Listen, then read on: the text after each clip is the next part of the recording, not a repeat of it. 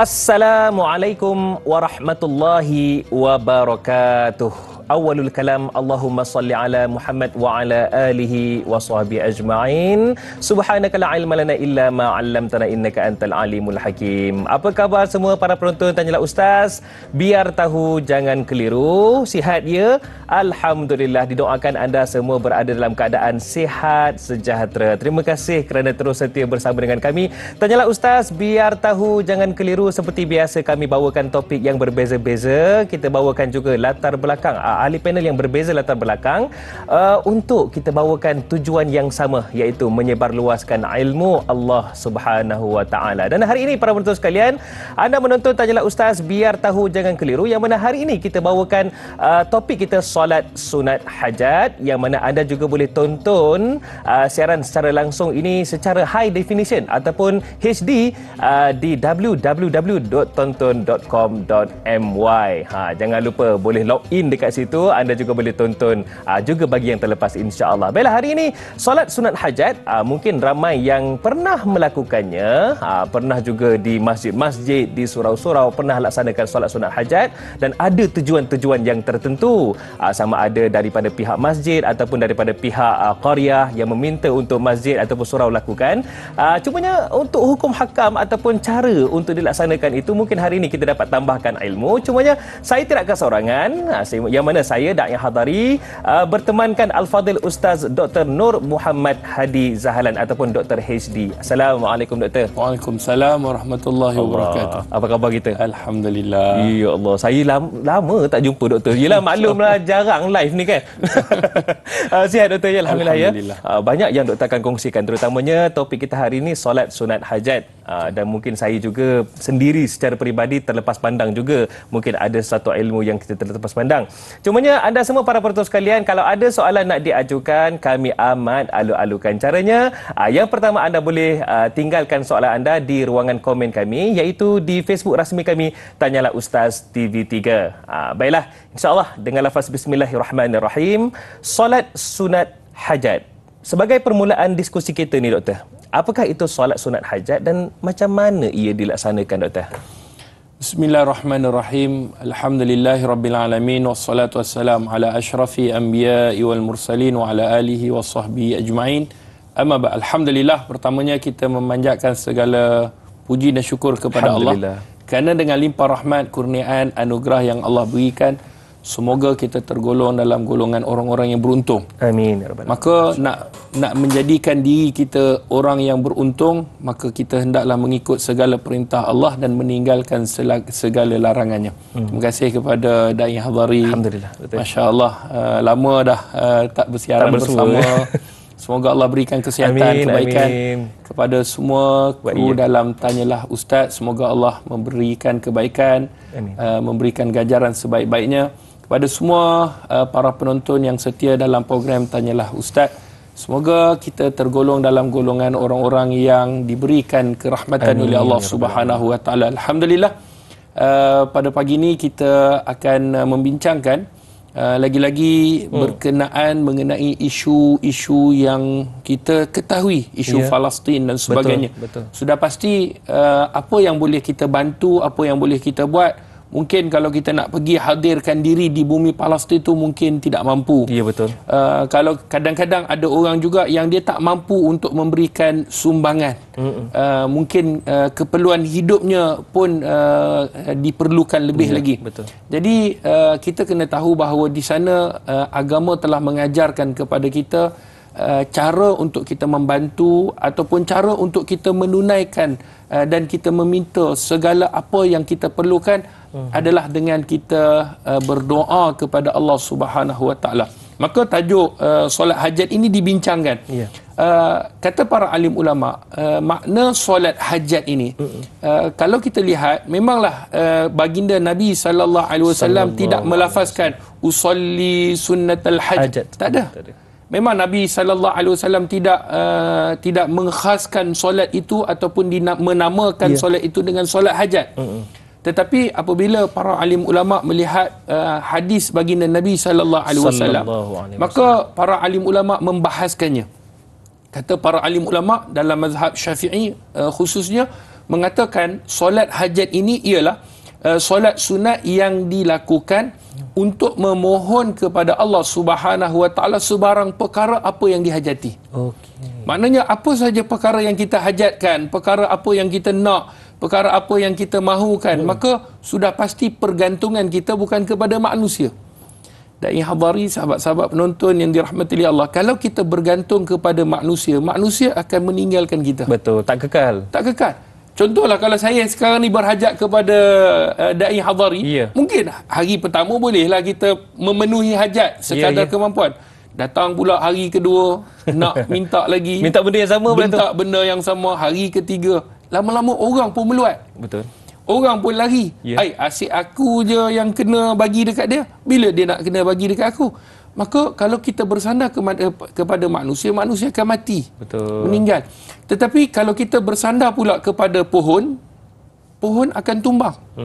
Kalau kita bersandar kepada dinding, tembok, tembok akan runtuh. Betul. Tetapi kalau kita bersandar kepada Allah, pohon kepada Allah, Allah hayyul la yamut. Allah ni hidup dan tidak akan mati. Wa huwas samiul basir wa huwa alim. Dia mendengar, dia melihat dan dia Maha mengetahui. Inilah hebatnya sandaran kita kepada Allah. Sebab tu kalau kita baca di dalam surah Al-Ikhlas, ayat yang kedua, selalulah kita baca surah Al-Ikhlas, hafal dah daripada tadika lagi. Ayat yang kedua Allah sebut Allahus Samad. Tapi perkataan Allah tu kita tahulah As-Samad itu banyak ramai orang yang tak masih lagi tak faham terjemahan daripada Allahus Samad. Abdul Samad kita kenal lah, tetapi Allahus Samad tu apa dia? Kata para alim ulama, Allahus Samad, pergantungan kita, harapan kita, sandaran kita hanya yang layak kepada Allah. Itulah yang dimaksudkan oleh Allahus Samad. Sebab tu sahabat-sahabat penonton yang dirahmati oleh Allah Subhanahu Wa Taala, terdapat di dalam sebuah hadis baginda Nabi sallallahu alaihi wasallam. Sebab kata ulama, solat hajat ni hukumnya sunnah. Dan ada ulama meletakkan mustahab, harus untuk dilakukan ketika mana kita berhajatkan kepada sesuatu, berdasarkan di dalam sebuah hadis yang dikeluarkan oleh Imam Ibnu Majah di dalam sunannya. Kata Nabi sallallahu alaihi wasallam, man kana lahu hajah ila Allah au ila ahadin min khalqihi falyatawadda wal yusalli rak'atain. Kata Nabi sallallahu alaihi wasallam, sesiapa yang ada hajat kepada Allah. Hajat kepada Allah ni mungkinlah dia nak minta sesuatu kepada Allah, ya Allah berikanlah kepada aku jodoh. Kan? Ni ramai orang nak minta jodoh. Ya Allah berikanlah kepada aku zuriat. Ada orang nak minta zuriat. Kadang-kadang dia dah pergi teknik doktor dan sebagainya, pergi doktor pakar, habis ratus ribu. Dah macam-macam ikhtiar dah. Macam-macam dah minta. Semua. Semualah cara dia dah buat. Tetapi apabila dia dah berserah, dia rasa dia dah tak mampu, maka pada ketika itu dia rasa yang boleh memakbulkan dan itulah sebenarnya hanyalah Allah. Maka dia berhajat untuk nak dapatkan zuriat. Mungkin dia berhajat nak dapatkan kerja. Betul. Mungkin dia berhajat untuk mendapatkan apa sahaja yang dihajatkan, kata Nabi, kepada Allah. Au, kata baginda Rasulullah, ila ahadin khalqi, ataupun salah seorang daripada hambanya. Contoh dia nak minta naik gaji kat bos, kan? Dekat bos. Dia berhajat ataupun dia berhajat kepada seseorang untuk nak buat bisnes dan sebagainya. Untuk nak mendapatkan tender, nak macam-macam lah. Kata Nabi sallallahu alaihi wasallam, falyatawadda, berwuduklah dia. Falyusalli rak'atain, dan solatlah dua rakaat. Maka ulama faham daripada konteks hadis ni, inilah solat hajat. Kerana perkataan man kana lahu hajatun, sesiapa yang berhajat kepada Allah dan makhluknya, maka hendaklah dia berwuduk dan solat 2 rakaat. Solat 2 rakaat ni Nabi tak sebutkan solatlah solat hajat. Tidak dinamakan secara khusus. Tidak dinamakan secara khusus, tetapi ulama menamakan, mengkategorikan untuk menyenangkan kita, ini adalah solat hajat. Cumanya bila kita banyak sangat solat, dia jadi complicated. Ada yang nanti tanya, ustaz, mana saya nak mula dulu? Hajat ke, taubat ke, tahajud ke? Dulu ke? Jadi Masa banyak pula Ustaz saya nak sembahyang. Jadi inilah perbahasan yang kita akan kupaskan dalam Tanyalah Ustaz, insya-Allah. Ya, itulah kadang-kadang tu yang keliru tu, surah apa nak baca Ustaz? Aduh, boleh ke? Macam-macam lah Ustaz. Cumanya mungkin sebagai awal juga kita nak tahu, ia afdal dilakukan sendirian ataupun boleh juga baik juga dilakukan secara berjemaah Ustaz? Baik, ulama sebenarnya menyatakan bahawa solat sunat ni afdalnya dilakukan sendirian. Ini hukum asal. Maknanya kalau kita berhajat, tak semua orang hajat macam kita. Tak sama. Tak sama. Ataupun kalau kita minta orang berhajat, kata apa hal pula aku nak kena nak doakan untuk engkau, aku pun masalah banyak. Aku pun ada hajat. Aku pun ada hajat. Kadang-kadang kita panggil orang sembahyang hajat, kita pun bagilah sikit sagu hati dan sebagainya. Tapi ialah kita tak tahulah dalam doa dia tak minta apa yang kita nak pun, dia minta nikah lagi. Dia lah. Akan minta hajat dia. Itulah, topi ni hangat Ustaz. Topi ni hangat. Tetapi kalau kita ikutkan yang hajat orang minta tu, kita tak minta pun pada Allah, tak mohon pun. Sagu hati dah bagi. Ambil dah. Kenyang dah. Jadi sebab tu kata ulama, apabila kita nak melakukan sesuatu ataupun nak memerlukan sesuatu, kita yang mengetahui apa hajat kita. Betul. Cuma kata ulama, boleh tak dibuat secara berjemaah? Ini perbahasan dia. Kalau tadi kita kata hukum asalnya solat sunat ni dilakukan bersendirian, melainkan ada beberapa solat sunat yang diminta untuk dilakukan berjemaah. Contohnya solat sunat hari raya, solat sunat gerhana, ini solat sunat tarawih, ini solat sunat yang diminta untuk kita melakukan untuk berjemaah. Tetapi kata para alim ulama, kalau sekiranya solat hajat ni, contohnya sekarang ni isu di bumi Palestin, ini bukan isu personally, ini bukan isu dai hadarinya, ini bukan isu saya, tetapi ini isu ummah. Betul. Isu Baitul Maqdis. Jadi Masjidil Aqsa. Jadi kita solat hajat ini, kita ramai-ramai mohon kepada Allah, Allah bantu, Allah tolong, Allah lindung. Maka kata ulama, dibenarkan kerana hajat itu merupakan hajat ummah dan masyarakat. Satu hajat. Itu dia. Baiklah, kalau suami ajak akak-akak untuk solat hajat, tanya dia betul-betul apa tujuannya. Baik. Okey Ustaz, ada satu soalan daripada Kak Ju Zabidi ni, katanya adakah terdapat waktu-waktu terlarang untuk kita lakukan solat sunat hajat, Doktor? Baik, sahabat-sahabat penonton yang dirahmati oleh Allah, saya bila dai hadari sebut macam tu, dahsyat dia. Live je dia dah lama dia tak bersiaran tu. Lain macamnya dia minta. Allahu akbar. Tak tahulah pagi ni kenapa, Doktor.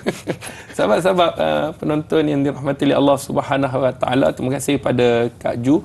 Ada sebenarnya waktu-waktu yang dilarang oleh Nabi sallallahu alaihi wasallam. Ada 3 waktu. Tetapi bukan semua solat yang tak dibenarkan. Tetapi kebanyakan solat sunat tak dibenarkan solat pada ketika itu. 3 waktu ni kena ingat. Yang pertama, selepas daripada menunaikan solat subuh. Contohnya kalau imam dah solat subuh, kita tak solat subuh, kita boleh solat sunat lagi. Sebab kita ni, kalau kita dah solat subuh, barulah kita tak boleh solat sunat. Maka waktu yang pertama selepas menunaikan solat subuh sehinggalah waktu syuruk. Kalau kita tengok kat masjid tu ada waktu, dia ada waktu imsak, waktu syuruk, subuh, zuhur, asar, maghrib, isyak. Waktu syuruk itu adalah waktu matahari nak terbit. Maka kalau katakanlah dekat surau kita, masjid kita tengok 7.15, contoh ni contoh 7.15 tambah lagi 15 minit, jadi 7.30 baru boleh solat. Sebab syuruk ni waktu matahari nak naik, jadi dia ada kadarnya. Maka kata ulama 7.15 waktu syuruk tambah 15 minit, maka waktu tu boleh solat dah. Nak solat sunat duha, nak solat sunat awabin, solat apa pun tidak jadi masalah. Yang kedua, waktu yang tidak dibenarkan untuk solat sunat adalah waktu ketika mana matahari betul-betul di atas kepala kita. Macam mana nak tahu Ustaz? Kita letak kayu dekat betul-betul bawah matahari, tidak ada keluar bayang-bayang. Itu betul-betul tepat atas kepala. Maknanya betul-betul tepat atas kepala. Dan dia berlaku hanya beberapa minit saja. 3-4 minit je. Lepas tu boleh solat. Ketika mana matahari dah keluar daripada bayang-bayang, waktu tu dibenarkan balik solat. Yang ketiga adalah waktu selepas solat asar. Habis solat asar, maknanya ketika itu tak boleh solat sehingga terbenamnya matahari ataupun masuknya waktu maghrib. Tiga tempat ini tak dibenarkan untuk kita solat hajat. Tak dibenarkan kita solat taubat. Tak dibenarkan kita solat sunat, melainkan contoh kalau seorang tu, ustaz, saya nak solat qada, boleh ataupun tidak, maka tidak ada masalah pada waktu-waktu terlarang. Untuk itu solat qada lah. Itu solat qada. Baik. Doktor, banyak lagi kita akan bincangkan, termasuklah kejap je lagi kita nak belajar di sana, di set sebelah, berkaitan dengan adab-adab dalam solat sunat hajat, insya-Allah. Jadi kepada anda semua, jangan ke mana-mana, kembali selepas ini. Tanyalah Ustaz, biar tahu, jangan keliru.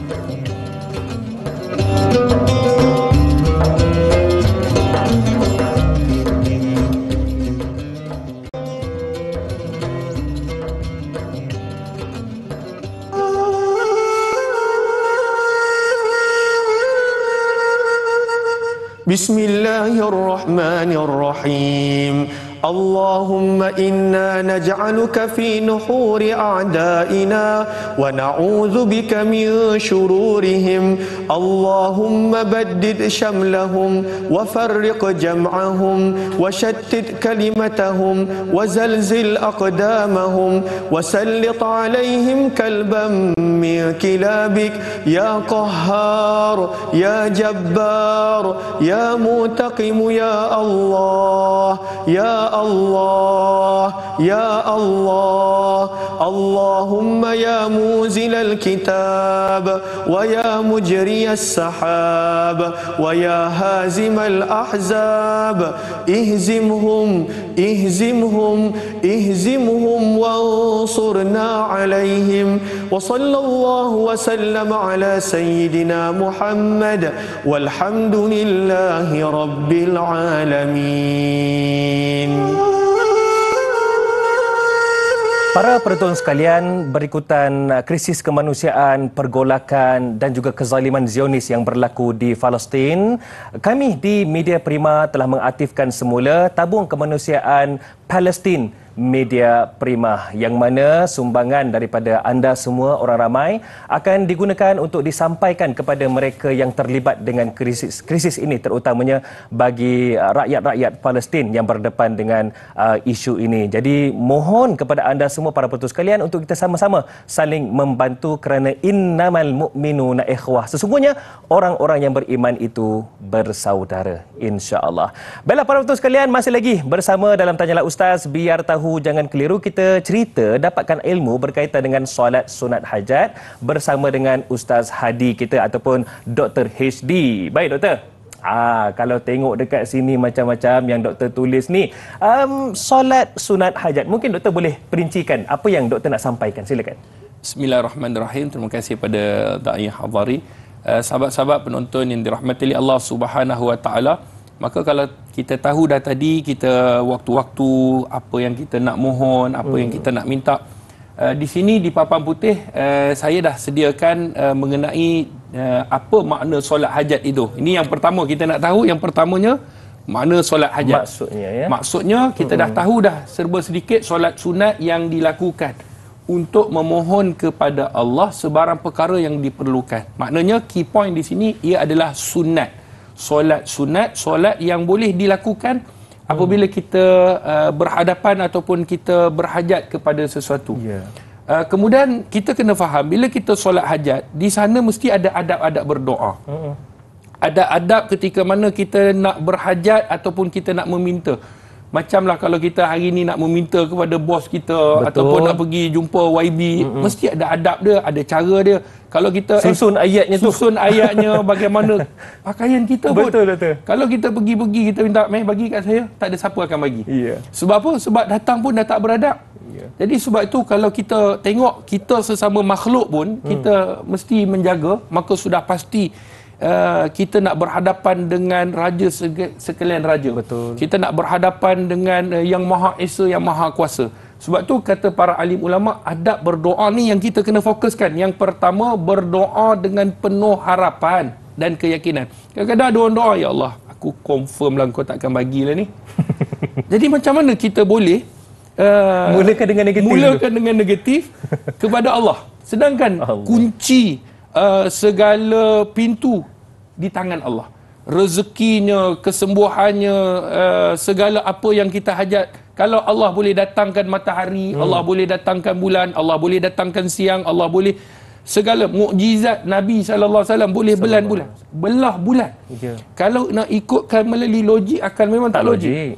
Nabi Saleh boleh keluar unta daripada celah-celah batu, daripada gunung. Takkanlah masalah kita kita nak rezeki Allah tak boleh bagi. Sebab tu sahabat-sahabat yang dirahmati oleh Allah, ada satu hadis Nabi SAW, hadis yang dikeluarkan oleh Imam At-Tirmizi di dalam sunannya, kata Nabi, ud'ullah wa antum muqinuna bil ijabah. Doalah kamu kepada Allah dengan kamu rasa yakin Allah akan mustajabkan doa kamu. Wa'lamu, kata Nabi, ketahuilah sesungguhnya Allah Subhanahu wa taala tidak akan memakbulkan siapa? Mereka yang ada hati qalbin ghafil, iaitu hati yang penuh dengan kelalaian. Dia doa-doa tapi fikir nasi kandar, fikir roti canai, fikir kejap lagi nak buat apa. Kan imam doa, dia tak khusyuk. Jadi dia fikir kejap lagi nak makan apa, kejap lagi nak sarapan apa, kejap lagi nak buat apa. Jadi Nabi dah tegur dah, dan Nabi bagi nasihat dah. Allah tidak akan memakbulkan siapa dia? Iaitu mereka yang mempunyai, ketika mereka berdoa tidak mempunyai hati yang khusyuk ataupun tidak ada hati yang penuh keyakinan, yang lalai. Sebab tu yang pertama, berdoa dengan penuh harapan dan keyakinan. Yakin, ya Allah, Engkau sahaja yang boleh berikan. Itu nombor satu. Nombor dua, memuji Allah dengan sifatnya. Kalau kita tengok dalam bulan Ramadan, ramai hafal doa Ramadan ni, 10 malam terakhir. Allahumma innaka afuwun karimun tuhibbul afwa fa'fu anna. Apa yang kita doa? Allahumma, ya Allah, innaka afuwun. Kita puji Allah. Sesungguhnya Engkau ni maha pengampun, karimun, Kau ni maha mulia, ya Allah. Tuhibbul afwa, Kau ni suka mengampunkan. Nampak? Itu pujian. Kita puji Allah dengan sifatnya. Barulah kita minta, fa'fu anni, ampunkanlah ya Allah dosaku. Sebab Engkau ni ya Allah, Engkau ni maha pengampun ya Allah. Sebab Engkau ni maha mulia ya Allah. Kau cinta kepada keampunan. Takkanlah aku Kau tak nak ampunkan. Macam tu, nampak? Macam kita sama manusia pun ada juga, Doktor. Kita dah puji isteri kita kan, rupa-rupanya adalah nak beli kan, PlayStation katanya. Kan, puji punya, Allah, awak ni paling segak, paling cantik kan. Lah. Manis. Masakan awak sedap. Rupanya nak minta beli PlayStation. Jadi memuji Allah dengan sifatnya. Kita puji Allah. Maknanya kalau kita nak minta, ya Allah, kita ni sakit. Minta kepada Allah, ya Allah, Kau maha penyembuh, ya Allah, Kau maha pemberi, ya Allah, Kau yang boleh menyembuhkan, ya Allah, Kau maha mengetahui. Kita sebut sifat-sifat Allah yang mulia, Rahim. Tapi jangan sebut sifat-sifat ni, kata ulama, sifat-sifat Allah yang tegas. Ya Allah, Kau maha sombong, ya Allah. Allah Al-Jabbar, Al-Mutakabbir, Al-Muntaqim, ya Allah, Kau maha membalas, ya Allah, maka Kau ampunkan dosaku. Memanglah sifat tu tak kena. Sebab tu kalau baca dalam Al-Quran, Allah akan tutup dengan sifat-sifat berkenaan dengan cerita apa yang Allah Subhanahu Wa Taala sampaikan. Kan? Betul? Sebab tu memanglah walillahil asmaul husna fad'uuhu biha. Bagi Allah ada 99 nama, maka sebut, Allah suruh kita nyatakan doa dengannya. Maka pilih sifat-sifat yang berkenaan dengan hajat kita. Kalau kita nak Allah ampunkan kita, maka ya Allah, Kau ni Ghafur, Rahim. Kalau Kau nak Allah berikan kepada kita rezeki, kalau kita nak Allah berikan Ar-Razzaq, Allah ni ya Allah, Kau maha pemberi rezeki, ya Allah. Kalau nak Allah sayangi kita, ya Allah Al-Latif. Tapi jangan sebut sifat yang keras. Al-Muntaqim, ya Allah, rahmatilah aku kerana Kau mempunyai sifat membalas. Tak kena. Jadi kata ulama, puji Allah dengan sifat yang khusus, sifat-sifat yang apa yang kita minta.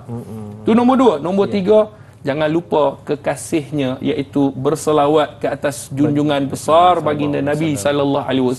Yang ni ramai yang tak buat. Sebab apa? Sebab dia rasa tak penting pun. Tak penting. Kenapa? Dalam khutbah Jumaat kan selalu imam tegaskan berdasarkan ayat innallaha wa malaikatahu yusalluna 'alan nabi. Perkataan yusalluna fi'lul mudhari'. Ni yang bagi belajar bahasa Arab, maknanya sentiasa berselawat. Jadi takkanlah kita doa tak berselawat ke atas junjungan besar baginda Nabi. Dalam tahiyat pun kita berselawat, dalam solat. Betul. Yang mana solat ni kita sembah Allah. Kita memuji Allah, tapi bagaimana kita berselawat atas junjungan besar baginda Nabi sallallahu alaihi wasallam. Maka nak berdoa, jangan lupa berselawat ke atas baginda Nabi. Yang keempat, berdoa dengan khusyuk serta merendah diri. Maknanya dengan khusyuk ni kita faham. Sebab tu kalau orang nak berdoa, tak kiralah doa dalam bahasa Inggeris ke, the name of the God. Contohlah, boleh, tak ada masalah. Kalau bahasa Jawa pun boleh. Jawa pun boleh, Cina pun boleh, India pun boleh, bahasa apa pun.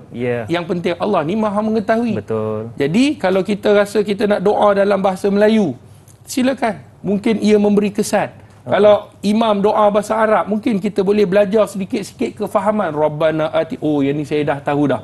Apa yang imam minta. Betul. Jadi bila kita tahu, maka akan datang kekhusyukan dan rendah diri. Maksudnya macam mana merendah diri ni doktor? Nak dapatkan merendah diri tu? Baik, merendah diri ni adalah kita kena mengiktiraf kita ni hamba Allah. Maknanya, ya Allah, aku ni lemah, ya Allah. Itu merendah diri. Kita takkan merendah diri depan orang. Betul. Kita kalau boleh angkat diri ni, kan, memang kita, aku yang paling pandai. Kadang-kadang kalau gaduh doktor, awak tahu saya siapa? Kan? Awak kenal tak saya ni? Saya ni da'i ni. Lain macam pula. Contoh. jadi sebab tu sahabat-sahabat yang dirahmati oleh Allah Subhanahu Wa Taala, merendah diri ni kita rasa kita ni lemah. Kita ni tak mampu, kita ni fakir. Kita ni hamba. Hamba ni maksud hamba apa? Kalau Tuhan dia kata duduk, ikut. Bangun, itu definisi hamba. Tapi kita hari ni kalau kita rasa hamba, duduk, dia berdiri. Allah kata jangan buat, kita buat. Allah kata buat, kita tak buat. Maknanya ini bukan hamba. Hamba ni mesti, ya Allah, aku ni lemah, aku tak mampu, aku memang banyak melakukan itu, merendah diri. Kemudian tidak tergesa-gesa dalam berdoa. Ni ramai tergesa-gesa dalam doa. Nak cepat. Kadang-kadang tak sempat doa, ya Allah. Kadang-kadang hari yang dia berhajat kepada sesuatu, dia doa panjang. Angkat tangan tu sampai nampak ketiak. Allah. Kan? Angkat, ya Allah, aku mohon. Menangis. Tambah-tambah gaji tak masuk, lambat lagi. Kan? Kadang-kadang bukan saja menangis, hingus pun keluar. Allah. Minta, ya Allah, ya Allah, ya Allah, ya Allah. Ya Allah. Kan? Bagilah. Minta panjang, setengah jam, Allah. 1 jam. Dia tak rasa. Tapi bila dia rasa, kadang-kadang dia rasa Allah tak makbulkan. Dia rasa Allah tak makbul. Tetapi nanti kita akan baca hadis bagaimana Allah memakbulkan dalam bentuk yang lain. Dalam riwayat Imam Ahmad nanti. Baik, dia rasa Allah tak doa. Dalam sebulan dia doa, dia rasa dia dah penat. Ada orang, da'i, sahabat-sahabat, ada orang kata, saya ni ustaz, doa minta Allah sampai berbuih mulut. Dia kata, saya kata, maklum, makcik, berbuih mulut ni sawan babi je. Kan orang kena sawan dengan berbuih mulut. Kita dengan Allah ni, jangan rasa letih. Jangan putus asa. Jangan. Sebab sifat Allah ni, Allah suka kita merayu, meminta. Itu sifat Allah. Allah minat, suka apabila hambanya merintih. Minta, ya Allah, aku mohon, ya Allah, menangis. Itu sebab kebesarannya. Dan kita yang memerlukannya. Jadi sebab itu kalau kita dah doa, kadang-kadang ada orang dia doa sebulan, minta. Daripada tangan macam ni, sampai tangan macam ni. Sampai daripada atas, sampai bawah. Dia rasa Allah tak makbulkan. Lain kali dia kata, ya Allah, macam biasa. Dia ingat kedai mamak apa. Kan, doa lalu minta macam tak bagi. Ya Allah, macam biasa. Doa macam biasa. Macam kau tak tahu apa aku minta selama ni. Jadi tak boleh. Sebab itulah kalau kita tengok di akhir Ramadan, diulang-ulang. Allahumma innaka afun karim. Sampai jemaah kata, imam ni tak hafal doa lain ke? Tak, ulanglah doa yang sama, permintaan yang sama. Dan tidak jadi masalah doa tu dibaca berulang kali. Dan yang terakhir, nombor 6, memastikan diri tidak melakukan perkara haram. Ni penting. Ada satu hadis Nabi SAW dalam Arba'in Nawawi, kita boleh buka. Yang mana seorang yang telah melakukan musafir yang panjang, orang yang bermusafir doanya mustajab. Tetapi apa yang dilakukan oleh lelaki-lelaki ni? Masyrabahul haram, minuman dia haram, malbasuhul haram, pakaian dia haram, mat'amuhul haram, makanan dia haram. Bagaimana doa dia nak mustajab? Jadi antara sebab doa kita tak makbul ni, nombor 6 ni, kita tak jaga yang ini. Buat benda haram. Lepas tu minta Allah, ya Allah, kau bagilah Allah aku rezeki. Sedangkan dapat rezeki pergi buat haram. Allah. Pergi tikam nombor. Pergi buat benda-benda maksiat. Maka ketika itu harta kita tidak berkat dan permintaan kita tidak akan dimakbulkan oleh Allah. Allahu Akbar. Sebelum subuh dah cantik dah solat sunat hajat. Lepas subuh kat kedai mamak dia membawang pula. Ada habis pula. Baiklah doktor. Kejap lagi kita nak tunjukkan juga. Saya nak tanya juga kepada doktor, macam mana ya doa dalam solat ketika sujud ke selepas solat? Boleh doktor kejap je lagi. Perinciannya sebentar saja lagi. Tanyalah Ustaz, biar tahu, jangan keliru.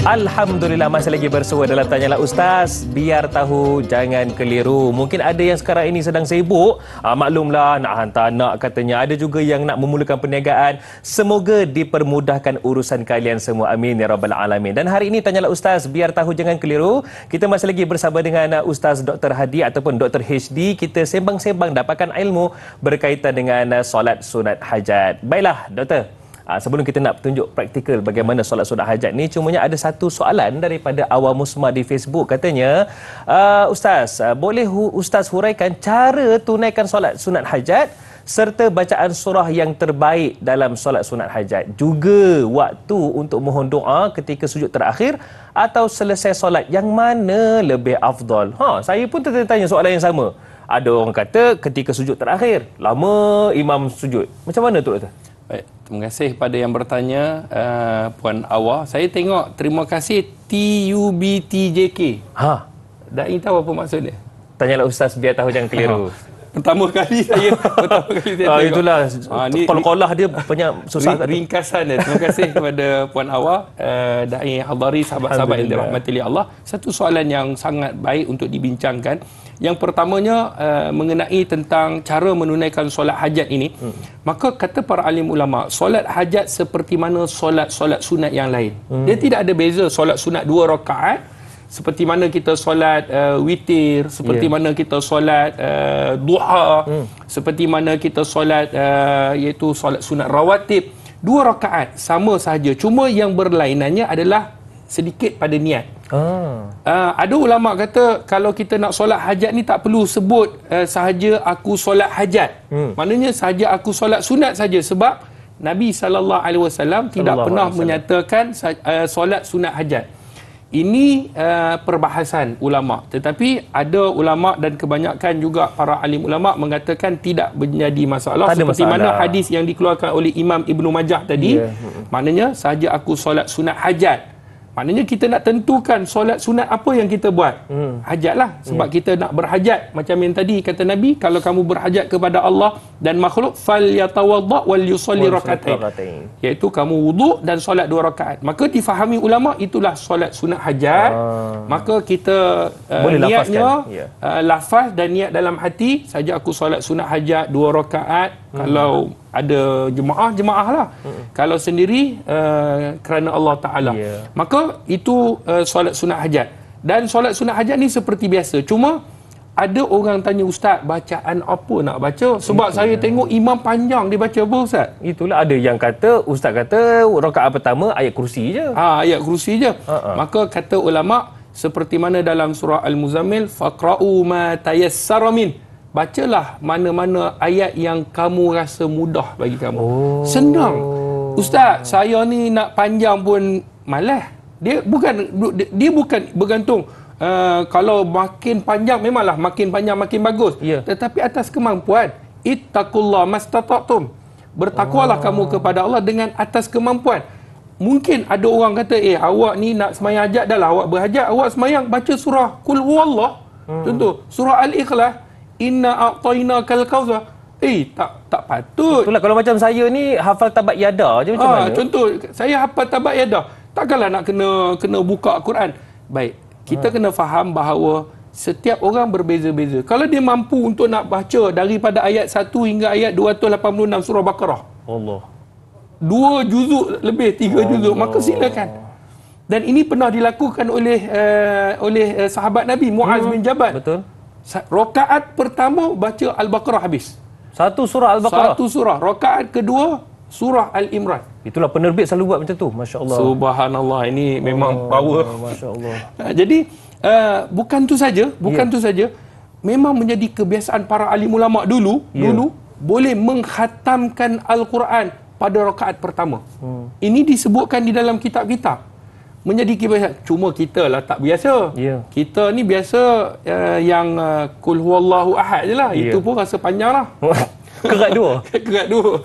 Jadi sahabat-sahabat penonton, bacalah apa-apa surah yang kita rasa mampu. Tetapi ada ulama' meletakkan kalau kita baca Al-Fatihah, kemudian lepas Fatihah kita baca ayat kursi sebab nama-nama sifat Allah dan ayat kursi itu sendiri. Kemudian rakaat kedua baca Al-Fatihah dan baca surah yang terakhir dalam surah Al-Baqarah bermula amanar rasulu bima. Jadi ini panduan. Tetapi kalau sekiranya kita nak baca inna ataina, kita nak baca tabat, kita nak baca apa saja ayat-ayat yang kita rasa mampu, silakan. Baik. Tidak jadi masalah. Tapi janganlah alif lam mim Allahu akbar. Janganlah ringkas sangat tu. Jadi bacalah ayat-ayat yang kita dah hafal. Baik. Ada satu lagi dia kata waktu mohon doa ketika sujud terakhir dan ataupun selesai. Maka yang ni saya nak tunjukkan sedikit praktikal lagi. Silakan. Saya ke? Saya tunjuk. Silakan Allah. Boleh insya-Allah. Baik. Sahabat-sahabat penonton yang dirahmati Allah. Ada orang yang ni jangan buat. Ada orang dia membahaskan, dia kata doa selepas daripada salam. Doa selepas daripada salam. Ada orang solat hajat ni, bayangkan rakaat pertama biasalah dia takbir Allahu akbar, dia dah solat macam biasa rakaat pertama, kemudian bayangkan dia dah rakaat kedua. Yang ni jangan buat. Yang ni kebanyakan ada juga. Dulu waktu saya belajar ada juga yang kata habis daripada salam baru sujud, baru minta. Macam mana tu doktor? Dia buat macam ni. Baik, lepas habis ni contohlah rakaat kedua, ni sujud yang terakhir. Kan tahiyat. Rakaat yang kedua tahiyat ni tahiyat asyhadu alla ilaha illallah kan, at-tahiyatul semua dia baca. Dia tak sujud ketika mana, dia tak berdoa ketika mana sujud.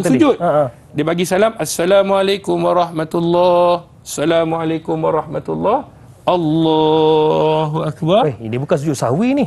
Lain macam. Jadi dia sujud dan waktu itu dia minta kepada Allah. Dia kata itulah ketika kita kena minta kepada Allah. Ada orang buat macam ni. Bukan kesalam tu maksudnya kita dah habis solat. Betul. Sebenarnya kalau kita dah habis, dah keluar daripada solat, kemudian kita dah bagi salam, kenapa kita perlu sujud lagi? Sedangkan ada satu hadis Nabi SAW, hadis yang sahih, hadis yang dikeluarkan oleh Imamul Muslim dalam sahihnya, kata baginda Rasulullah, aqrabu ma yakunu al-'abdu min rabbih wa huwa sajid fa aksirud doa. Iaitu kata Nabi dalam hadis Muslim yang paling hampir, tidak ada yang terhampir melainkan seorang hamba dengan Tuhannya dalam ketika mana dia sedang sujud. Fa aksiru doa, maka perbanyakkanlah doa. Baik. Waktu bila kita sujud? Waktu solat. Maka ada orang pula dia kata, ustaz, sujud terakhir baru doa panjang. Sebenarnya ketika mana-mana sujud, ketika itulah kita hampir dengan Allah dan perbanyakkan doa, kata Nabi. Bukanlah sujud yang terakhir sahaja. Bukan sujud terakhir saja. Contoh ni kita takbir Allahu akbar, masuk dalam solat sunat hajat ataupun apa pun solat. Kemudian kita dah rukuk, kita dah i'tidal, kemudian kita sujud. Sujud pertama walaupun bukan sujud terakhir, itu termasuk dalam hadis riwayat Muslim. Maka bila sujud tadi, sujud, kita berdoalah. Doa ni mungkin kita tak hafal bahasa Arab. Tetapi dalam keadaan kita bertasbih, waktu tasbih itu dalam hati mintalah hajat kepada Allah. Baik. Ya Allah, aku mohon kepadamu, ya Allah, mulut bertasbih. Ataupun kalau kita tak nak bertasbih pun, kita nak senyap. Mungkin mulut bertasbih, hati pun nak menyebut susah. Dia tak mampu. Maka dia senyap, tapi hati dia berkata-kata, tidak jadi masalah. Maka dia berkata-kata dalam bahasa Melayu. Sebab kata ulama, ketika mana kita berhajat nak berdoa, yang boleh kita berdoa adalah dalam bahasa Arab. Ketika mana solat, dilafazkan. Tetapi kalau kita tak mampu bahasa Arab, dalam hati kita, ni perbahasan ulama, dalam hati kita doalah, minta apa? Ya Allah, berikanlah aku kemudahan, ya Allah, berikanlah aku rezeki, ya Allah, berikanlah aku apa sahaja. Setiap kali sujud, ni sujud pertama, dah doa dah. Duduk antara dua sujud, sujud kali kedua doa lagi. Itu yang kata Nabi SAW, fa'aksiru doa, perbanyakkan doa. Jadi kalau nak buat pada sujud terakhir, rugilah sujud pertama tak minta. Betul. Sujud kedua tak minta. Kita ada 4 kali sujud tu. 4 kali. Dan boleh juga kita minta pada solat-solat fardu kita. Bukan sahaja khusus solat hajat je baru nak buat. Sedangkan apa sahaja solat mesti ada sujud. Ya. Maka Nabi tak mengkhususkan, mintalah pada sujud yang terakhir. Ya. Kemudian solat hajat buat. Ya. Tidak. Kalau kita ada apa sebarang masalah kita, maka sujudlah ketika mana kita sujud itu kita minta kepada Allah. Cuma doktor tadi mungkin kita nak bagi penegasan lah kepada semua yang terlepas tadi. Mungkin tertanya-tanya juga makcik, ada orang Kedah tu dia tertanya-tanya, sini saya mewakili je doktor. Boleh ya kalau kita sambil sujud sambil bertasbih kita dalam hati tu cakap bahasa Melayu? Boleh, tidak jadi masalah.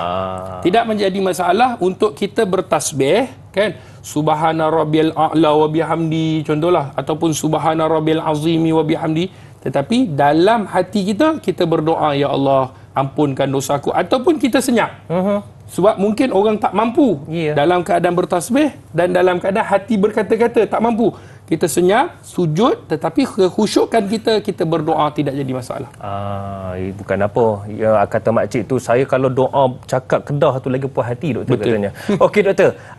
Hasmaniza Ismail di Facebook katanya, bolehkah solat hajat dengan tujuan pelbagai ataupun banyak hajat dalam satu solat sunat hajat? Subhanallah, soalan yang cantik. Kita ni sebenarnya banyak hajat yang kita nak minta pada Allah. Maka Allah ni gedung, Allah punya rezeki, Allah punya ilmu, maha kayanya Allah pelbagai.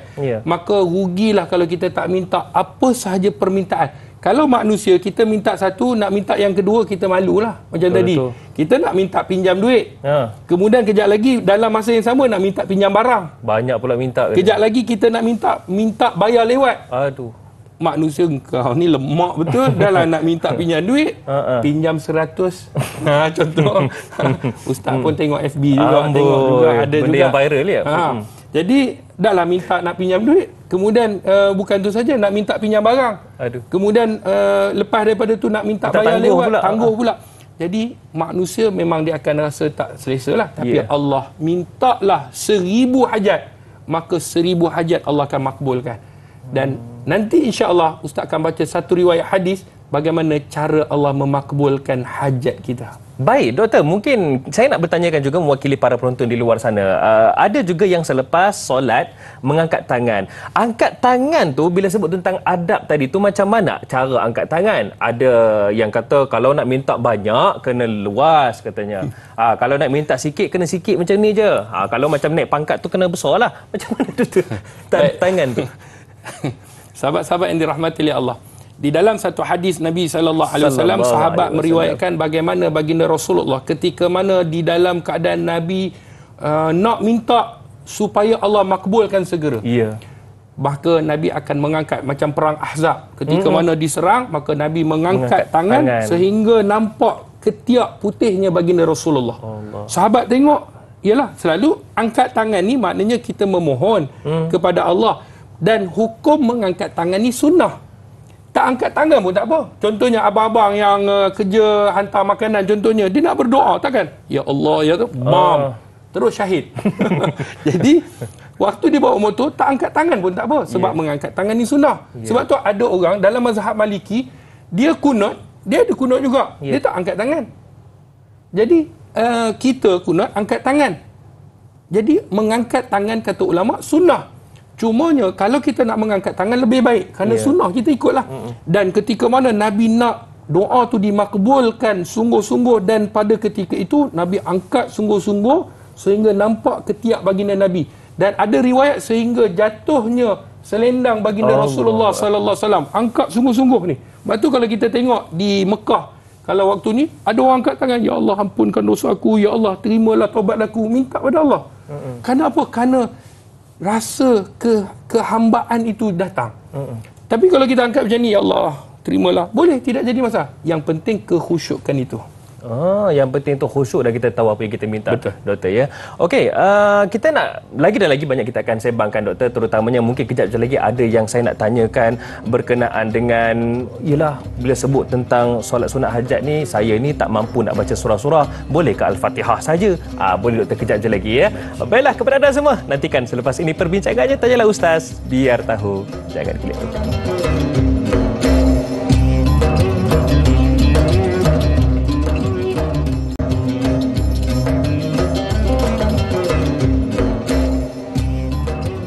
Muslimin muslimat yang dirahmati oleh Allah Subhanahu wa taala. Alhamdulillah, kerja-kerja untuk membangunkan sebuah kompleks tahfiz dakwah anak-anak mualaf sedang giat dijalankan. Kita sedang menambun tanah dan kita juga sedang membina retaining wall, dan insya-Allah kita akan filing dalam masa yang terdekat untuk membina masjid 3 pintu. Ayo sama-sama menyumbang ke tabung pembangunan Akademi Al-Bayan untuk saham akhirat kita.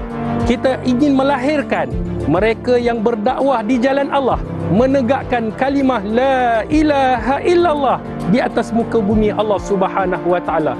Insya-Allah saham akhirat menanti kita, insya-Allah. Akademi Al-Bayan, satu agama, pelbagai bangsa.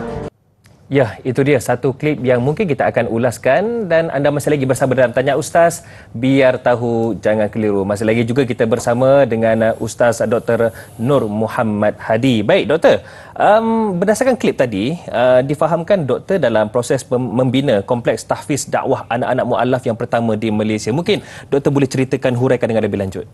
Bismillahirrahmanirrahim. Terima kasih pada da'i hadari, sahabat-sahabat yang dirahmati oleh Allah Subhanahu wa taala, ibu-ibu, ayah-ayah, kakak-kakak, abang-abang. Semoga Allah memberikan sebaik-baik ganjaran kepada kita. Amin. Seperti mana yang kita maklum, Pertubuhan Akademi Al-Bayan ingin membangunkan sebuah kompleks tahfiz dakwah anak-anak mualaf yang pertama di Malaysia. Yang menariknya dalam kompleks ini, yang pertama kita ingin memperjuangkan untuk melahirkan da'i mu'alaf. Kerana di Malaysia ni kepelbagaian bangsa tu ada. Betul. Jadi sudah pasti kita mempunyai aset terpenting. Aset inilah untuk tujuannya kita gunakan untuk berdakwah dengan menggunakan Al-Quran dan Sunnah baginda Rasulullah dengan kepelbagaian bahasa. Bangsa dan bahasa. Dalam surah Ibrahim ayat keempat, Allah Subhanahu wa taala menyebut, "Wa ma arsalna min rasulin illa bilisani qaumihi liyubayyana lahum." Aku tidak akan utuskan seorang rasul melainkan dengan bahasa kaumnya. Untuk apa? Menerangkan tentang hukum hakam. Ini peri pentingnya apabila nak menyampaikan dakwah dengan kepelbagaian bahasa. Ada orang yang dia bila masuk Islam dia ingat dia akan masuk dalam bangsa. Tidak. Bila kita bertukar daripada menyembah selain daripada Allah, menyembah Allah yang Maha Esa, kita bukan masuk bangsa orang tu. Contoh, ada orang ingat kalau di Malaysia ni masuk Melayu. Tidak. Sebab itu kita nak mengajak supaya orang yang masuk Islam ini, dia akan kekalkan bahasa dia, kekalkan bangsa dia. Tidak jadi masalah selagi mana tidak bercanggah dengan Quran dan Sunnah. Tetapi yang membezakan, dia menyembah Allah sahaja yang Maha Esa. Kemudian bukan itu saja, yang menarik dan uniknya, kita akan membina komplek ini dengan 3 budaya. Dinamakan Masjid 3 Pintu. 3 budaya. Ada budaya Kesultanan Melayu Melaka. Belah depan. Belah kanan pintu budaya Cina. Kesenian itu memang kita ambil daripada kesenian budaya Cina. Akan ada pakar-pakar yang melihat kesenian itu. Belah kiri budaya India. Maknanya falsafah yang kita nak sampaikan, hebatnya Islam ni, dia tak membezakan warna kulit. Tidak pernah Islam membezakan warna kulit. Bilal bin Rabah menjadi tukang azan baginda Nabi SAW di atas. Duduk di atas melaungkan azan. Maka Nabi mengangkat darjatnya daripada orang menghina Bilal, maka diangkatnya darjat sahabat-sahabat. Maka sebab itu kalau kita lihat apa bangsa kita sekalipun, mana-mana pintu kita masuk, tak kiralah kita kulit warna apa, bahasa apa, bangsa apa, bila kita masuk dalam masjid, kita nak menyembah, kita menyembah Allah yang Maha Esa. Itulah kesatuan, itulah tagline kami, satu agama pelbagai bangsa. Sebab tu kita nak mengajak sahabat-sahabat untuk terus memberi sumbangan, untuk kita merealisasikan. Ia bukan sahaja kita di Malaysia ni, insyaAllah. Bahkan kita akan melahirkan di peringkat international. Kita nak hantar. Sebab kita ada aset. Ada bahasa Cina, bahasa India. kemudian kepelbagaian etnik. Jadi kita nak hantar mereka ni untuk berdakwah di jalan Allah. Kita nak tugas baginda Nabi sallallahu alaihi wasallam menegakkan kalimah la ilaha illallah diteruskan sampai bila-bila insya-Allah. Dan alhamdulillah kita sebenarnya dapat kebenaran daripada kerajaan negeri Melaka. Kita dah berjumpa juga dengan Majlis Agama Islam. Kita dapat surat kebenaran kutipan untuk kutipan membina kompleks ini. Kita juga mengikut peraturan seperti mana yang ditetapkan oleh Majlis Pembandaran. Kita masuk, kita submit melalui 16 jabatan melihat bagaimana kompleks ini akan dibina. Dan alhamdulillah kita nak sumbangan tuan-tuan, apa yang kita buat ni terus kekal sampai hari kiamat. Bukan tuan-tuan saja, saya yang kita sama-sama yang mengusahakan pun ingin saham akhirat yang sama. Betul. Sebab tu kita nak keselamatan. Kita nak dapatkan CF, kita nak bangunan itu selamat diduduki, dihuni untuk melahirkan para da'i mu'alaf. Sebab tu sahabat-sahabat, ayo sama-sama kita menyumbang ke tabung pembangunan Akademi Al-Bayan. Sedekah subuhnya, ni hari Jumaatnya, hari Khamis, penutup bagi sekalian amalan pada mingguan, pada hari Khamis tutup dengan sedekah. Maknanya bila nak sumbang ni, ingat Pertubuhan Akademi Al-Bayan nak memperjuangkan untuk anak-anak mu'alaf, untuk da'i mu'alaf. Dan sahabat-sahabat yang dirahmati oleh Allah, kita sekarang ni dah siap tambunan, kita dah siap returning work dan kita nak masuk piling. Jadi ayo sama-sama kita pasakkan kalimah la ilaha illallah di bumi ini dengan membina komplek. Dan boleh insya-Allah siapa-siapa yang nak menyumbang setiap tiang, kerana kita memerlukan nak piling ini dengan harga kosnya RM450 satu tiang. Untuk satu tiang. InsyaAllah semoga ia pasak sehinggalah hari kiamat dan mati kita dengan kalimah la ilaha illallah insyaAllah. Dan kita juga bukan saja kita meminta, tetapi kita usaha juga untuk menjual sambal teriak. Sambal teriak ni tujuan dia adalah untuk mengutip dana. Ialah takkan kita minta saja. Kita pun usaha juga untuk buat ekosistem perniagaan. Jadi membeli sambil menerma. Alhamdulillah, nak pergi luar negara mudah, nak pergi anak-anak asrama, insya-Allah ramai dah boleh pergi beli di Shopee pun boleh. Insya-Allah semoga Allah merahmati, Allah meredai. Boleh layari laman web saya.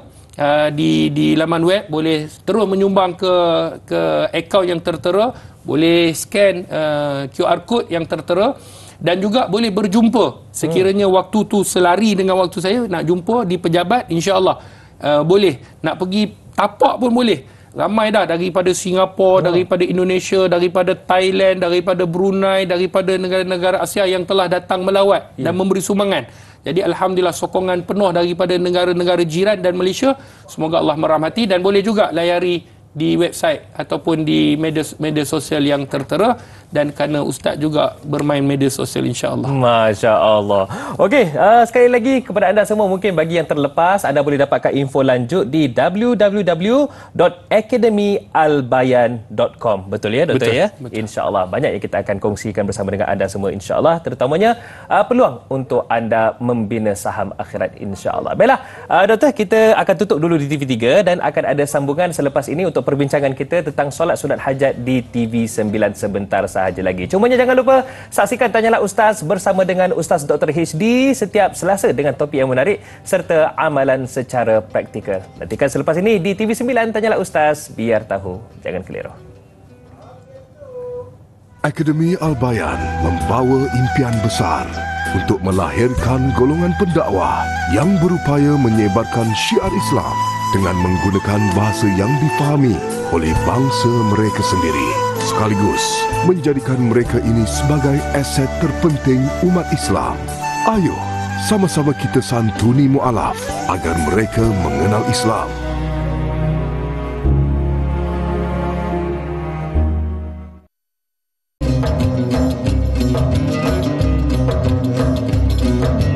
Tidak kira di mana sahaja anda menonton ketika ini, terima kasih kami ucapkan kerana anda menonton Tanyalah Ustaz, biar tahu, jangan keliru. Dan atas sokongan dan juga tontonan anda semua, kami terus teguh berdiri. Termasuklah sehingga kini kami juga ada sahabat-sahabat yang menonton dari Indonesia, dari Batam, bahkan ada juga yang menonton dari Singapura. Apa khabar orang Kota Singa? Bahkan ada juga sahabat kita dari Brunei dan selatan Thailand.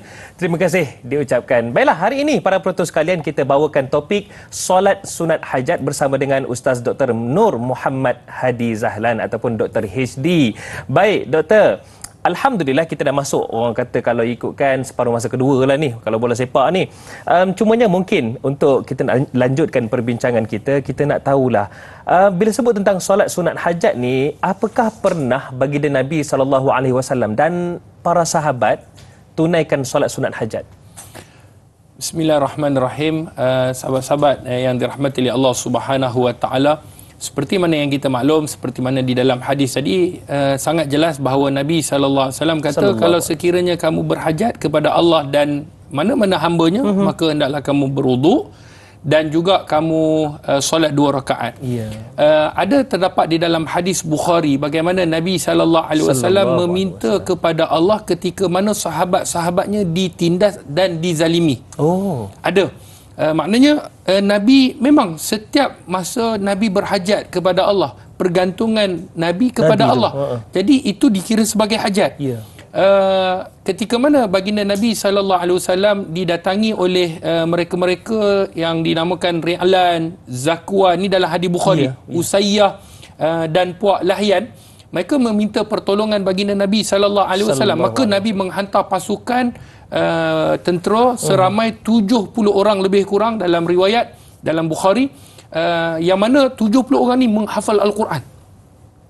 Ketika mana sampai di satu lembah, maka kat situ ada ambush dan dikhianati oleh mereka yang tadi yang disebutkan, antara Ri'lan, Zakwan, Usayyah dan Puak Lahyan ni, dia mengkhianati baginda Nabi SAW. Dan akhirnya sahabat-sahabat tadi semua syahid. Yang 70 orang tadi 70 orang tadi. Dan apa yang berlaku, baginda Rasulullah SAW berdoa sangat-sangat sedih selama 1 bulan, meminta kehancuran kepada pengkhianat-pengkhianat tadi. Ini berlaku. Dan bukan itu saja, bagaimana kisah kita tahu bahawa Nabi SAW dalam kisah yang lain, baginda Nabi SAW berhijrah daripada kota Mekah ke Madinah.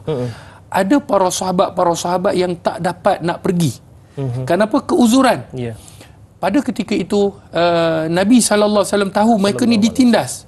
Maka Nabi hajat, Nabi doa kepada Allah Subhanahu wa taala supaya Allah bantu, Allah lindung mereka. Jadi samalah seperti mana apa yang berlaku sekarang ni, bagaimana saudara kita di bumi Palestin sekarang yang sedang ditindas, yang dibunuh, subhanallah. Kita melihat setiap hari, setiap masa info tu diupdate. Kadang-kadang kita pun tak sanggup untuk melihat, bukan kerana kita tak nak melihat, tetapi sedihnya kita, lukanya kita, bagaimana ditindas sahabat-sahabat kita. Maka kita berhajat dan berdoa bagaimana Nabi SAW berdoa, pengkhianatan yang dilakukan oleh mereka yang meminta bantuan, dihantarnya pasukan dan mereka ni menghafal Quran, akhirnya dibunuh. Maka ketika itu Nabi sangat-sangat sedih dan Nabi mohon kepada Allah Subhanahu wa taala. Itu antara dalil yang menyebabkan kita apabila berhajat, maka kita mohon kepada Allah Subhanahu wa taala. Allahu akbar. Firman Allah Subhanahu wa taala dalam Al-Quran, para penonton sekalian, ud'uni astajib lakum. Kamu doalah kepadaku, pasti akan aku makbulkan.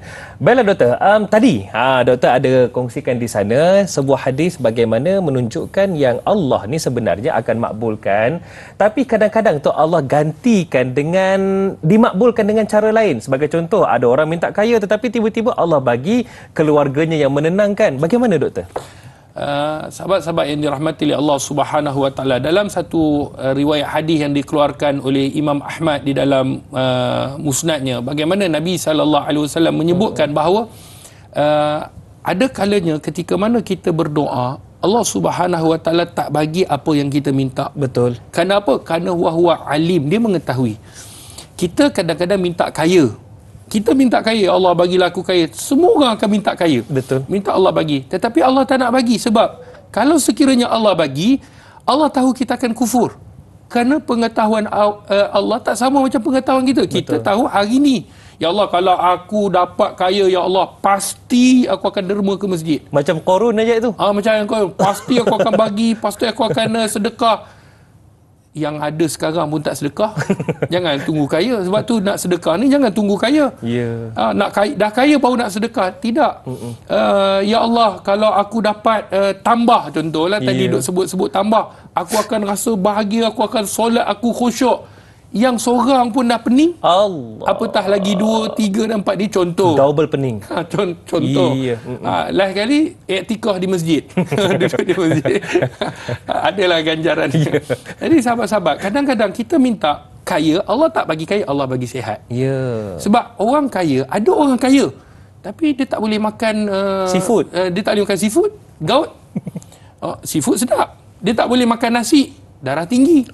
Dia tak boleh minum kopi manis, dia tak boleh minum benda-benda kencing manis.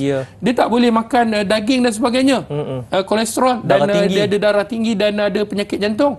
Dia beli kereta, 3 biji kereta dekat depan, kereta macam-macam jenis. Besar-besar kereta. Tetapi setiap minggu dia naik ambulan.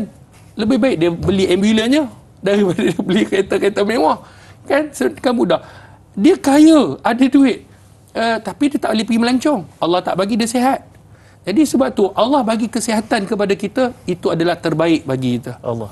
Dan Allah bagi kepada kita jodoh yang sekarang ni terbaik bagi kita. Betul. Nak layan perangai kita bukan senang.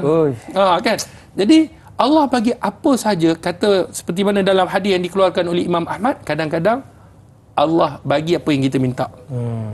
Kita minta, Allah bagi.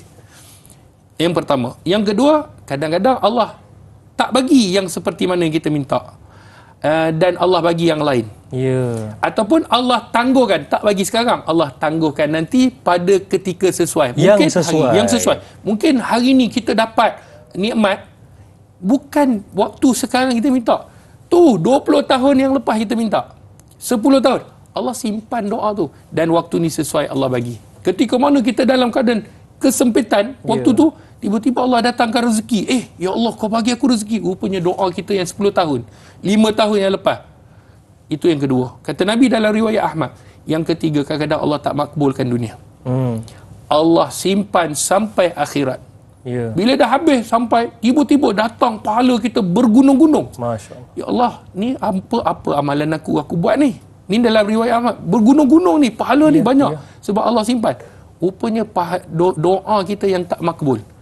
Kita waktu itu, ya Allah, kalau macam ni punya pahala, lebih baik waktu dunia kau jangan makbulkan langsung. Sebab pahala tu Allah dengan simpan. Pahala kita bersabar lagi. Betul. Allah. Sebab itulah sahabat-sahabat yang dirahmati oleh Allah. Itulah hebatnya apabila kita berdoa, kita akan diberikan oleh Allah. Cuma saya nak berikan satu sebelum kita nak pergi tengok satu soalan.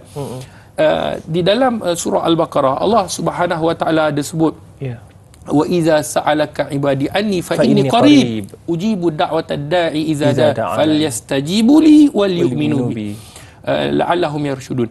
Di dalam ayat ini, sebelum turunnya ayat ini, dalam tafsir Imam Ibn Katsir, ada seorang sahabat bertanya kepada Nabi, aqaribun rabbuna fanunaji am ba'idun fanunadi.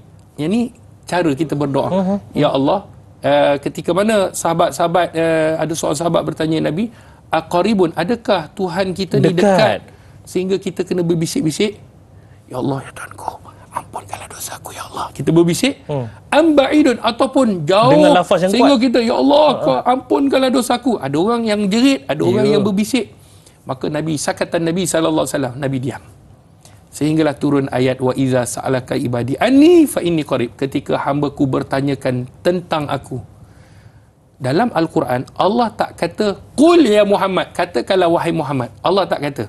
Sedangkan dalam ayat lain, ketika mana ditanyakan tentang haid, tentang roh, Nabi akan diminta untuk bagi tahu. Qul ya Muhammad, bagi tahu kepada mereka ni.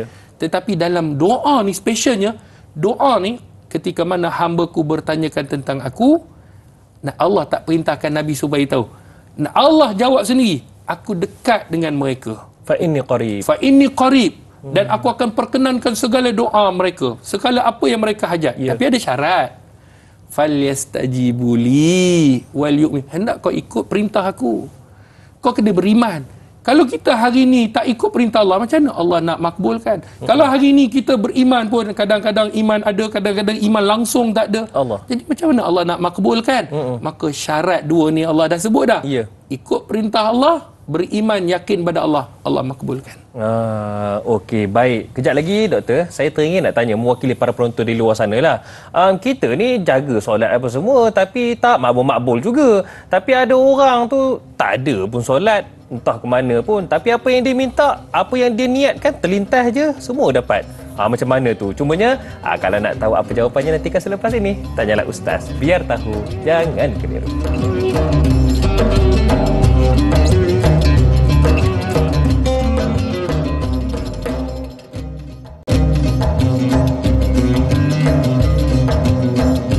Segala jawapan kini dihuraikan dalam Tanyalah Ustaz. Biar tahu, jangan keliru. Dan Alhamdulillah hari ini kita bincangkan tentang solat sunat hajat bersama dengan Ustaz Dr. Nur Muhammad Hadi ataupun Dr. HD.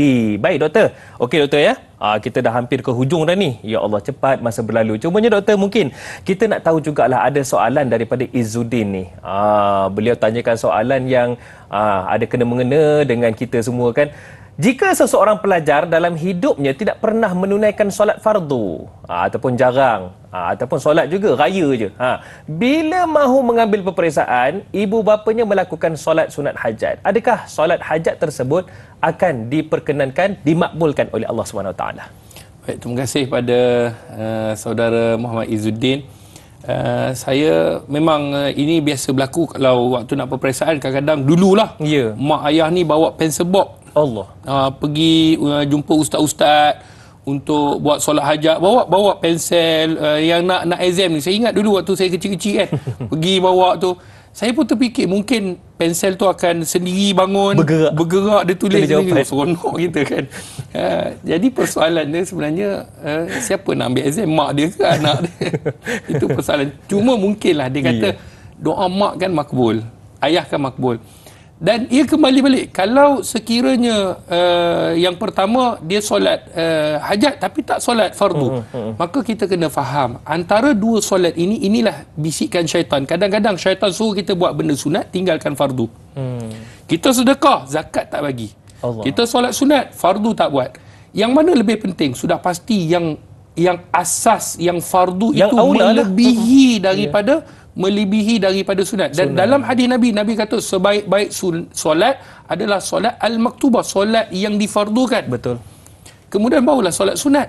Maknanya kena solat fardu, dan solat fardu itu sendiri boleh kita minta hajat. Kadang-kadang, minta maaf saya nak sebut, ada orang yang dia rasakan, Ustaz, saya ni nak solat hajat ataupun solat taubat ataupun solat tahajud ni bangun pada 2/3 malam. Jadi mana satu saya nak mulakan dulu? Sebenarnya kalau kita solat tahajud sekalipun, dalam setiap sujud kita boleh tak minta? Boleh. Dalam solat kita boleh tak minta istighfar, taubat? Boleh. Maknanya kalau kita buat 2 rakaat sekalipun solat tahajud, dalam itu ada hajat, dalam itu ada taubat, dan dalam itu ada tahajud. Maka tidak jadi masalah. Kalau rajin, boleh buat solat taubat 2 rakaat, solat hajat 2 rakaat, solat tahajud 8 rakaat. Kalau kita rasa mampu. Tapi ada orang yang rasa tak mampu, maka kalau dia nak buat solat tahajud saja, dalam tu boleh hajat. Kan Nabi sebut setiap sujud maka doa. Dan ketika mana kita nak ni, kita minta keampunan Allah, sujud minta pengiktirafan, minta keampunan, jadi taubat. Dan dalam masa sama jadi tahajud, sebab kita bangun pada 2/3 malam. Maka seperti mana yang disebutkan, sudah pasti fardu itu lebih penting. Dan ketika mana ibu bapa kita solat hajat, ia sebagai satu doa kepada Allah. Doa ibu bapa ni makbul. Tapi kalau anak tak belajar, macam mana dia nak jawab juga? Betul. Anak kena belajar lah. Anak duduk main game aja, mak doa. Dia dia bukan Nabi yang nak diturunkan wahyu. Bila dalam exam tu malaikat datang, takkan. Jadi dia kena belajar, dia kena ikhtiar, kena usaha. Walaupun Allah boleh bantu dengan cara datang tiba-tiba, tetapi mesti ada asbabnya. Kita kena ikhtiar. Maka apa yang boleh kita sebutkan, mak dia solat hajat, dia pun solat hajat, dia belajar, insya-Allah Allah akan permudahkan. Baik doktor. Ini soalan ni ramai yang nak tahu ni. Geram. Apa dia? Bila berdendam, doktor, maklumlah kadang tu tak puas hati dengan jiran. Ngaipa pun tak puas hati kadang-kadang tu. Na'udzubillah ya. Kadang-kadang tu bila bergaduh adik-beradik ni, saya bukan meluahkan ya, saya cerita je pada penonton sekalian. Baik, kadang-kadang tu bila berdendam, boleh ke kita solat sunat hajat untuk kita balas dendam? Doktor. Kan? Hantar biar sakit. Contoh. Kan solat hajat biar ada sakit, biar dia mati terus. Aduh. Baik, kalau sekiranya benda-benda yang melibatkan dosa, ada dalam hadis Nabi SAW, hadis yang dikeluarkan oleh Imam Ahmad tadi. Kata Nabi, "Ma min muslim yad'u bi da'watin laisa fiha ism wala qati'ur rahim illa ata'allahu biha." Dalam satu hadis riwayat Imam Ahmad, tidaklah seorang muslim berdoa yang tidak mengandungi dosa. Ni kita faham. Maknanya dia berdoa bukan melibatkan dosa. Ya Allah, Engkau kau berikanlah dia biarlah dia melakukan maksiat. Biarlah kau jatuhkanlah dia, ya Allah. Kau bukalah aib dia, ya Allah. Kita doa benda-benda yang mengandungi dosa dan tidak bertujuan untuk memutuskan tali silaturahim. Kalau sekiranya bukan bertujuan itu, maka Allah akan bagi. Tapi kalau bertujuan tentang dosa, kita kadang-kadang personal, ya Allah, bagilah kejap lagi kalau aku tikam nombor ni kenalah, ya Allah. Kalau aku dapat first prize ni contoh ya Allah, kalau dapat first prize, saya nak pergi Mekah ni, ya Allah. Dengan bukan saya, dengan dai hadari saya bawa, dengan producer saya bawa. Saya pun kena juga. Kena juga. Jadi kau makbulkanlah doa aku, ya Allah. Jadi Allah takkan bagilah sebab benda dosa. Ataupun benda yang melibatkan, ya Allah, kau kirimlah santau kepada dia, ya Allah. Contoh. Itu dah syirik dah tu. Dia doa pada Allah tapi syirik. Jadi tak dibenarkan, kata Nabi, dan Allah takkan makbulkan.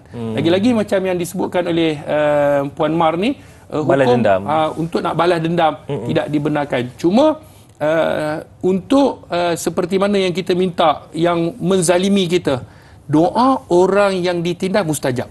Contoh macam kunut nazilah. Kunut nazilah, betul? Contohnya macam yang kita sebut tadi, Nabi doa kebinasaan. Betul. Bukan Nabi nak balas dendam, tidak, tetapi kerana pengkhianatan dia.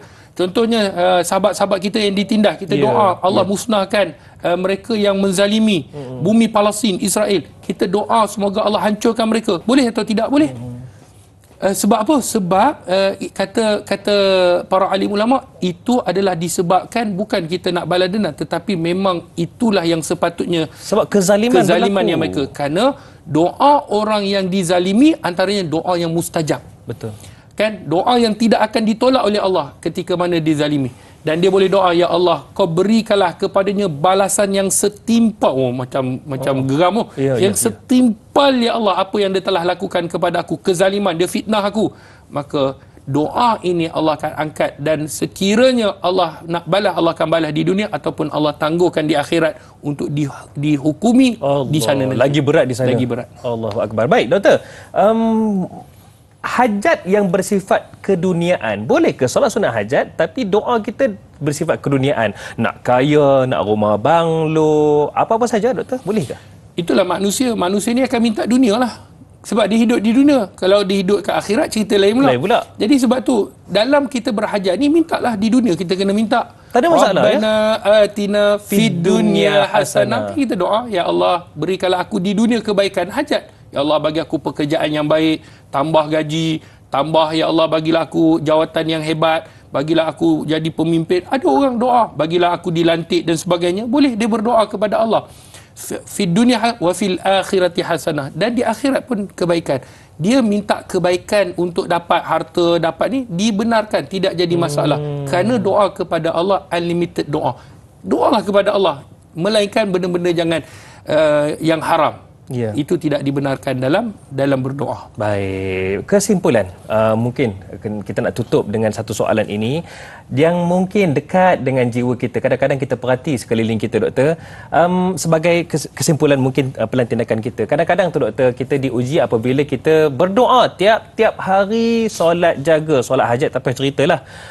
Tiba-tiba ada orang tu tak jaga solat pun, tak taat kepada Allah pun. Dia baru sebut minggu lepas, minggu ni dapat beli kereta baru. Kita ni yang duk jaga solat ni, yang duk hajat dalam hati, tak ada, hanya mampu beli tayar kereta je. Itu pun tayar second hand. Jadi macam mana, doktor? Adakah Allah itu sedang menguji kita ataupun Allah pasti akan makbulkan?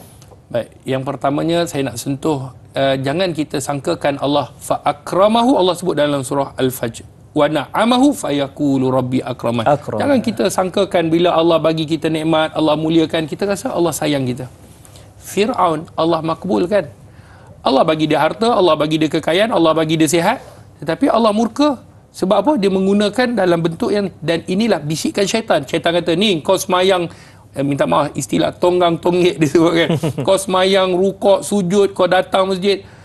Ni orang jiran kau tak semayang langsung, tak pernah datang masjid, buat maksiat lagi. Tengok Tuhan bagi. Jadi syaitan kata, lebih baik kau jangan semayang. Kadang-kadang terdetik dalam hati bisikan kita, iblis, bisikan itu. Maka sebab tu kita kena yakin, kita sebenarnya hidup dunia ni bukan dunia akhirat. Kita nak akhirat, bukanlah kita solat kerana kita nak harta.